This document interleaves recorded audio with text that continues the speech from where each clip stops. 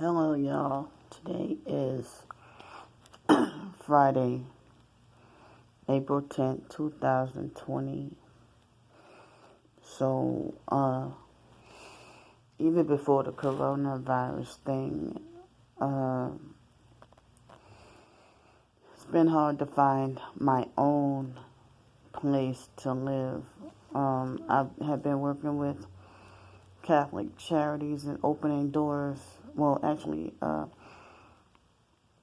opening doors since probably November or December. And then, so Catholic Charities, I think I've been working with them since like January or more like February. So that worker that I have, Tiara Piffins is her name. And I mean, she called me up earlier this week to basically, it's supposed to be made to feel like it's supposed to be a form of punishment for them to close my case because I haven't yet found a place soon enough. So now they say I have to reapply and start the process all over again. And I guess it seemed like that would be a waste of time. So, I mean, I put whatever effort I could into fighting to get a place to live. And one of the main places I wanted so bad was that cottage. And, it seemed like some people say that the gang stalking perps would get the place before I do, or that they would threaten the landlord off and tell him not to rent to me and stuff. Other targeted individuals say that the perps do stuff like that. But I think that my worker, Tiara, from Catholic Charities, I wonder if she was a perp or just a mean, just difficult person, because she'll say something that I don't understand. And then when I ask her to repeat herself, she'll get an attitude and make me feel stupid and refuse to repeat herself. I felt like wanting to request another worker. She was just very difficult very hard and mean and difficult to communicate with, But,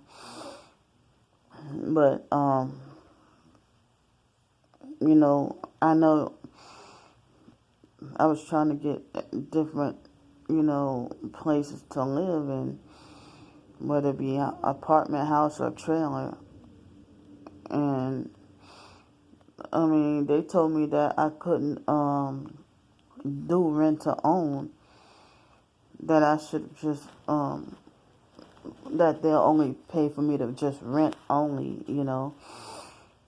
So, I don't know, I just feel like, they left me on my own to look for a place and didn't give me many options. I tried to look on Zillow and probably Trulia, Realtor.com, Apartment Finder, whatever, even Thrifty Nickel, and all the man who had that cottage. He he was all nice and had everything sounding promising. And then shortly after, these white ladies were driving, they looked like crackheads or meth heads. They looked like they do drugs, and they drove up in a Jaguar, and they had a deceitful looking smile on their face, and they pulled up immediately after I left, after talking to the man, and he made everything seem so promising. So, then next you know, I waited like at least a week to call him up to follow up. And,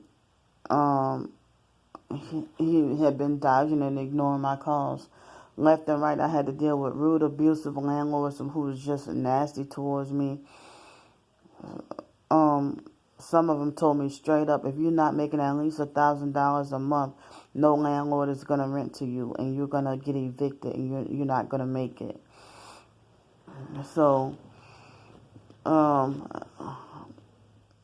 guess everything is made to seem like it's unrealistic, that just about every landlord wants at least 3.5 times your rent. and basically there's nothing for me. And I don't know if I think I did do a video when I was upset one night about this black guy. He was a construction worker, and he talked about how he went to prison in back in the 90s and was in prison for 15 years and then got out, and now he wants to, he try to say it's my own fault. I'm homeless on the streets, but then he was homeless on the streets too, but don't have a construction job. Well, how the hell you still homeless on the streets and you got a construction job?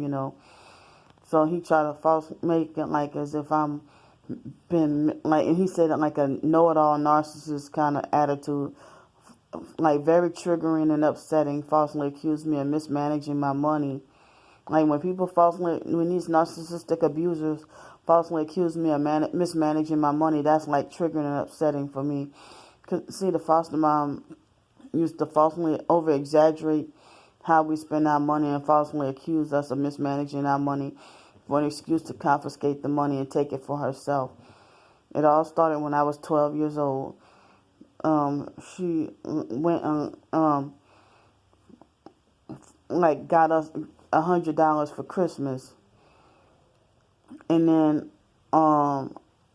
immediately took the money back, and then she took us clothes shopping, and everything we pointed out that we wanted for clothes she didn't approve of, and then she tried to use it against me and throw it in my face and she said, "You buying candy and peanuts? You want to buy candy and peanuts and shit?"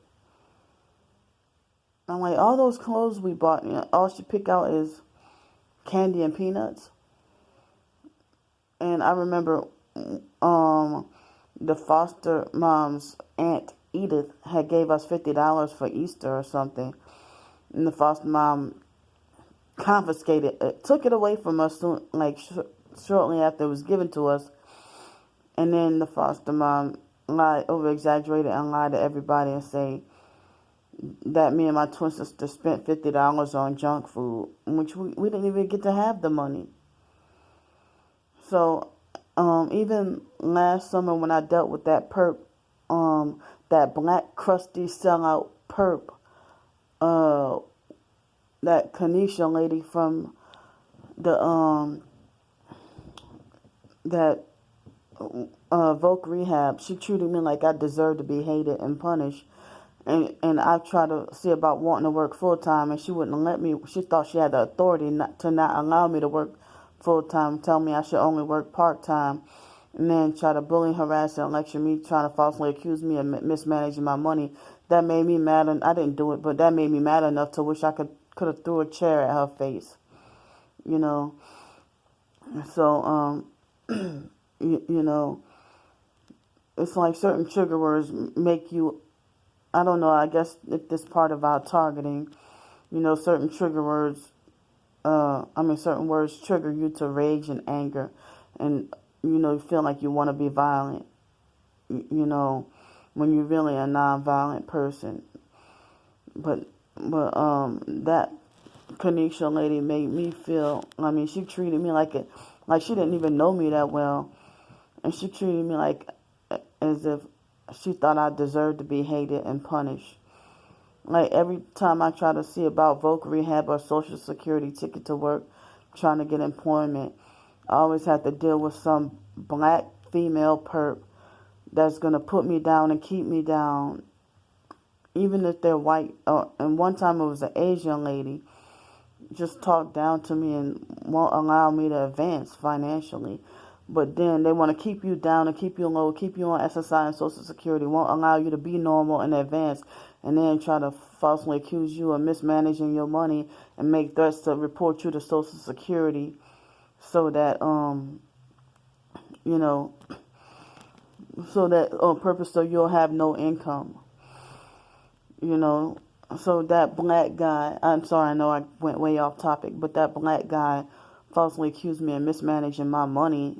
Just a random guy who worked construction, because he was he was familiar with one of the other homeless men I was talking to, and then they started a conversation. Then me and him started a conversation about housing and stuff, and then he he tried to, this was like last month or the month before, and me and that guy got into an argument, and I just cussed him out and said, get the fuck out of here. You know, because he tried to falsely accuse me of mismanaging my money and being greedy and taking from, like, he was trying to say that opening doors is not meant for people like me, and people like me ain't got no business being on the streets. But people don't know what I'm really struggling with, you know. People like to be know-it-all narcissists and make their own assumptions. Like, yesterday I was reading comments on certain homeless rescue videos, you know, or homeless videos, and the comments made me want to jump into my phone and want to beat their asses or something, you know. But I ain't gonna do that. Cause I mean, it just made me mad, you know. That you know, they try to say that we became homeless because of poor life choices, and that we are on drugs, and and that we're not trying to do anything to get out of our situation. Some people think it's your fault if you've been on the streets for 12 years, and you know, this person who was a former foster child and was raped in foster care and turned out to be on drugs and on the streets and stuff, and then they try to make it like it's her fault, she's in her predicament. You know, a lot of us women especially became homeless because of fleeing abuse, especially narcissistic abuse. And men, sometimes they end up having a painful divorce, a traumatic divorce, and then end up homeless on the streets, sometimes on drugs, sometimes not. So I'm done with this video, and thanks, bye.